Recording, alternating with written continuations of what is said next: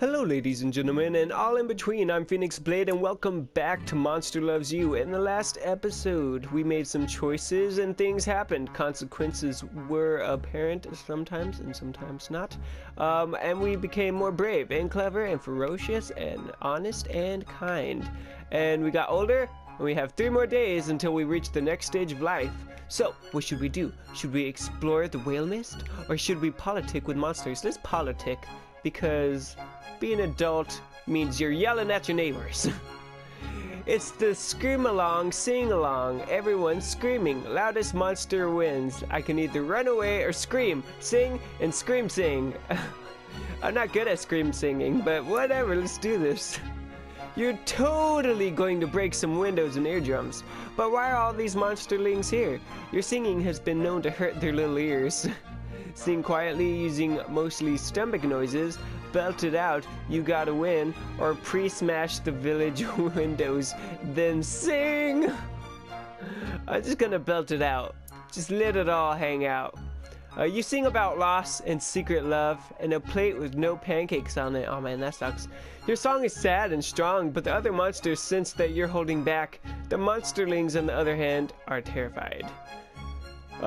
Sing proudly but rein it in, or cut loose at full power, scream. Okay, so I don't want to hurt the monsterlings, I guess, but I don't want to lose. The choice is so hard. I'm gonna sing proudly but rein it in, I guess, because if you go too crazy, stuff. Okay, kindness and respect went up. Windows crack, eardrums perforate, and monsterlings flee. Later you found out that they heard your screams and snack miles and miles away, so that wasn't so bad. Okay, if I would have screamed, I guess it would have been really bad. Like windows would have exploded and stuff. I don't know how that's politicking, but you know, whatever.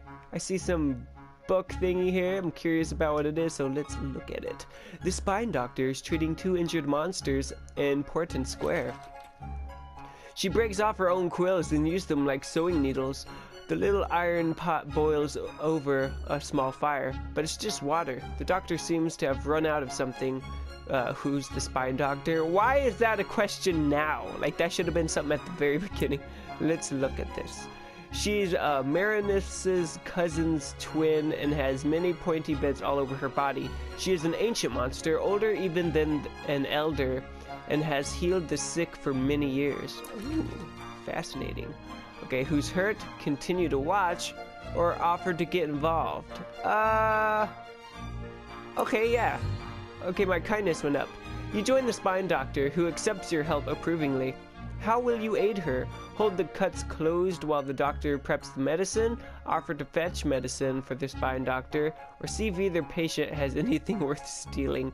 I love how being an a-hole is always an option. You can just be a complete jerk, which is fantastic, you know, if you want to do that route, and I may do that in another playthrough of my own time, but for now, I want to be helpful.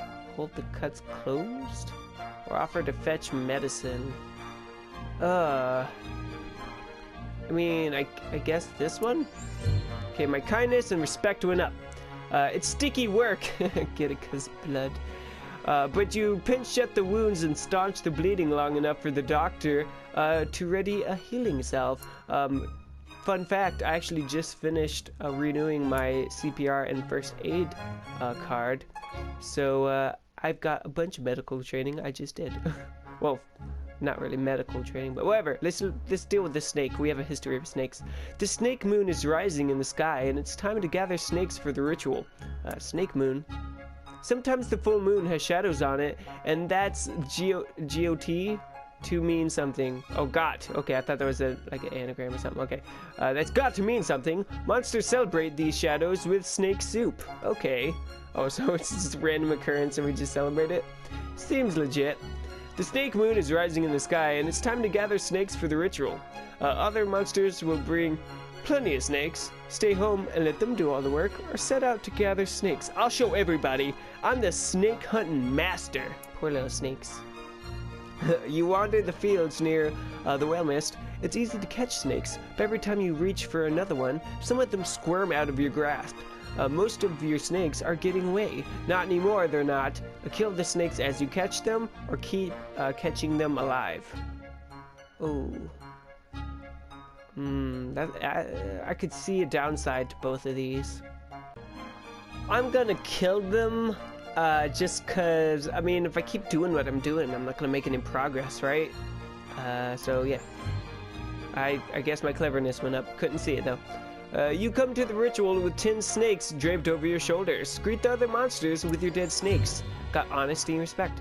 Many of the other monsters brought live snakes, but they let you put your dead ones into the scaly cauldron. Oh, I see. They're like, hey man, we like it fresh. The monsters gather around the cauldron. Proofrock scrapes together sticks to light a fire. It's going to be a fun night, and there was much rejoicing. Cool. 0 days left. Oh, I get one last. Should I go out with? Oh, okay, never mind. You're growing old, my friend. Your body is very soft, and you drip slime everywhere you go. It's getting hard to leave your hovel. Oh no! Stay inside and think about this. Go see the spine doctor, or embrace your fate. I want to see the spine doctor. You don't want to just turn to goop and do nothing with my life. The doctor tells you that your time is almost up. You'll soon reach the end of adulthood, and you will either ascend to elder status or dissolve into slime. Oh, please become elder. Oh, do I get to ask both of these? Because I want to know what happens to monsters who dissolve.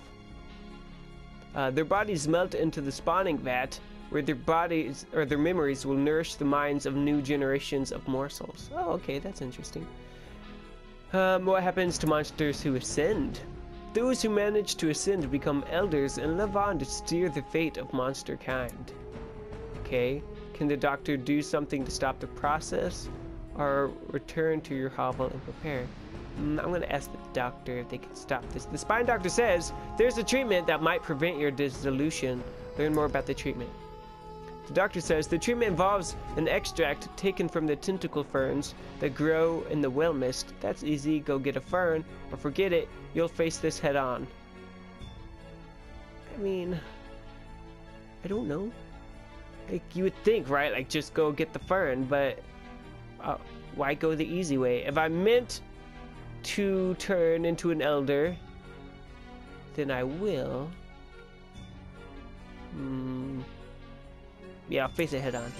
I got respect and bravery. You return to your hovel. The doctor bids you good luck as you depart. It's about that time. A group of elders is waiting at the door of your hovel. They've seen your drippings. Hey, sorry about that, man. I'll get a cloth and pick that up later. You might not want to touch it, step in it though. They know it's time for you to dissolve or ascend. Refuse to go with them to dissolve or become an elder, or ask them to come back later. I'll just go with them. The elders of Almen surround you at the spawning vat. They've built a fire beneath a small cauldron. Your body is squishy and damp. Examine the cauldron, be tested, try to ascend to elder status, dissolve, become one with the spawning vat, or last chance to run, flee into the wilderness. Examine the cauldron. The rusty iron cauldron smells like electrical fluid and herbs from the whale mist. It's empty now, but soon it will hold blood and slime from many monsters. Okay. Alright. I will be tested. I want to ascend, not just to elder status, but to god status. A masked elder comes forward. She says, it's time to decide. All the elders growl and snarl, and I watch. The masked elder claws herself. 3 drops of liquid splatter against the hot bottom of the empty cauldron. Thick vapor rises into the air. Was that blood or slime? Well, I guess I'll look. You can't be sure. Depends on how much she respects you. Oh, crap! Probably not much. The masked elder asks, who has already decided the fate of this monster? A few of the elders approach the cauldron to add fluid to the collection. The liquid begins to bubble. The masked elder has placed 5 flat stones on the ground before you. She says, choose one. Chance will guide your claw. Look at the stones. Each stone is stained with old blood and polished by the touch of many a paw. You can't tell one stone from the others. Okay, pick a stone that looks good. The other side of the stone is etched with a crude glyph. It shows a monster facing down a human. The masked elder says, "We will test your bravery." Oh, well, that shouldn't be too bad. I will be tested in bravery. Okay, elders add sticks and dry leaves to the fire until it grows huge and hot. They remove the cauldron and retreat before the roaring flames, one by one, until only you remain. I can stay near the fire, requires high bravery, or dance through it, 50% chance you will die. I think I have high bravery, so I'll stay near the fire. It's hot, very hot, and your body begins to pull away on its own. You gather your will and remain in place. Your excess slime begins to dry out and crack, but as the fire dies down, you're still here. Phew! Was that roll of the dice? Was that a chance thing? Because I don't like that. That makes me nervous. Several monsters howl their approval and step forward, adding more fluids to the iron cauldron. Choose the next stone. As you reach for the stones, someone shrieks in the distance. All eyes turn in that direction. You realize you can peek under the stones if you're quick. Cheat and peek under the stones, affected by honesty, or resist the temptation. I'm just gonna resist it. That seems kind of, bad. You wait a moment, and the shrieking dies away. All the elders turn back to watch you. Choose the next stone. The other side of the stone is etched with a crude glyph. It shows a monster holding one claw up, speaking intently. The masked elder says, "Ah, honesty, but you have just passed that test." Smile and nod. Yes! See? Right choices! You hold the cauldron, which contains the pretentious infusion. It's heavy. Look in the cauldron or drink the pretentious infusion. If there's enough blood in it, you'll ascend. Okay, I just want to look in it. It's quite full, and there's far more blood in there than slime. Okay, that's good, right? I drink it, got some respect. You drink the bubbling concoction, then bletch. And how? Your body solidifies almost instantly. You are an elder now. Yes! I did it! I've aged and become even greater than before. Alright, cool. You are now an elder. You are welcome in Znak, the oldest of the monster towns. Whoa, I got stuff and I couldn't read any of it. In this stage of life, if you play your cards right, you'll be able to affect both the way monsters view humans and vice versa. Use your powers of persuasion wisely. Okay. Oh, man. So wait, I'm still this squish? I'm still this squish, okay. What? Can I become a different squish? Is that possible? Like, that squish down there looks pretty close to how I look. Is it possible I could have looked like any of those other, like, 3 or 4 monsters down there? Is that thing? I wonder. I'm super curious. Anyways. I don't know what that's okay. That's respect. I don't know what these are. Monster and human, it looks like. This is how well monsters think of humans. When the inevitable conflict comes, this will dictate how monsters act. What do we think of humans? The current score is 20 out of 100. Monsters dislike and fear humans, but you can change this. Okay, and I'm guessing that's the same with humans. This is how well humans, blah blah. Okay, cool. So I can politic or journey to Carmen. Whatever that means. I don't know, but I see some hugging. I'm gonna get in on that. You're hiding in a shiny wood building. 2 humans are holding hands in front of another human. Oh, what? They're getting married? He makes a lot of noise about witness. The other 2 look around, disappointed at the empty room. Pull your hat over your head and offer to be a witness. Requires bravery. Quietly seek out another human to be witness. Requires kindness. Or sabotage their doing. So they're getting married. I'll be brave about it. They're delighted. The humans all take turns talking. And talking. And talking. And talking? Yes, I've been to a wedding. It's pretty much like that. You're like sitting through the whole thing. You're like, okay, I get it. You're getting married. Hurry up. I have things to do. Okay, yes. Eventually, the 2 holding hands make kissy faces at each other. They sign a paper and hand it to you. Take the pen and do the same. Mine might be a little scribbly. You make a pretty squiggle. Beautiful. The pair thank you profusely, and you bow. Whoops, the hat fell off. Ah, exposed. Humans view monsters plus 18. The humans gasp, but you stand your ground unafraid. After a moment, they thank you. Well, there you go. Check that out. I've made humans like us a little bit more. And if I do this right, maybe I can bring peace to both sides. That would be good, right? I think so. I think that's a good way to try to do this, because if there's gonna be conflict, I should try to make it so that, you know, they just go, you know what? We're not so different, and they live in harmony. That's what I should do, right? I think so. Because I'm a knight! Okay, so what about this one? An elder human and many children sit in rows in a hot, echoing room. The older human drones on while the children look at everything but him. The windows, the clock, even your hiding spot. Oh, let me guess, the school? What's the older human saying? He's talking, or he's telling them about lifeology. You know about that. But judging from his expression, he doesn't seem to find it very interesting himself. Step in and show him how to teach, or stir things up, disrupt their doings. I like how it's always an option to just disrupt people. Okay, step in and show him how to teach. You burst into the classroom and everyone stops to stare at you. For one precious moment, nobody does anything. Tell them about the workings of living things requires cleverness, which obviously I have. Or talk about the attitude behind doctoring, which requires kindness. Ooh, I don't know. I mean, I guess either one's technically good, right? I would think so. Talk about the attitude behind doctoring.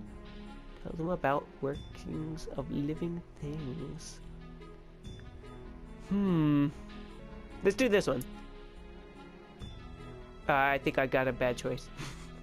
You begin to tell them that one must know one's own heart to work with the hearts of others. The children listen as you go on about compassion and its use in healing. Go on.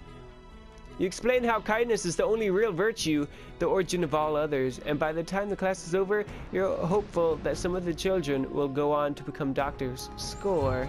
Humans view monsters plus 8. You leave surrounded by thankful humans. Oh, cool.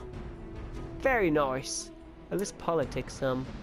Oh, a sword and a thingy. The spine doctor looks up from her current patient. She's working a human knife free of a younger monster's ribs. Humans are dangerous. Watch and listen. Try to change this subject, distract them all, or show them humans are unstoppable. What does that even mean? What? I don't know. So I want to choose between one of these. Just watching and listening doesn't seem good, because then she'll probably keep going on about how they're dangerous. So let's try to change the subject. You get them talking about the merits of a jaguar hunt. The topic of humans and their knives is abandoned in favor of claws and animals well outside their native biomes, whatever biomes are. Okay, I didn't get crap done. Crap. Okay. I'm gonna try one more. Let's see, I got a sleepy one, I got a hut one. Let's do the hut. Okay, Blistry proposes a new plan to keep an eye on the humans. What is it? We'll take over an abandoned house, and Carmen keep someone in there at all times and take extensive notes on everything they do. Interesting idea. Several other elders seem to like the idea very much. They argue about where to establish their spy house, though. Carmen has many empty buildings. Which shall we use? Ruin everything? Suggest somewhere humans will look bad? Suggest a place that will encourage understanding, requires cleverness? Or fools! We need many eyes in many buildings, requires ferocity. Let's suggest a place that will encourage understanding. The expedition sets out immediately, hiding in the unused upper floor of the library. They observe human readings and learning. Make sure they see that humans are smart. Okay, monsters view humans plus 18. In short order, several elders learn to read for the first time. They seem impressed with their unsuspecting human subjects. Very nice, very nice. So far, okay, I mean, obviously my respect could be higher, but I'm getting humans and monsters to like each other a little bit more, so that's good. I think that's a good step in the right direction, and that's where I'm going to end this episode. Thank you very much for watching. Don't forget to hit that like button, subscribe, comment down below on what you thought of this episode, and as always, remember to keep the flame alive.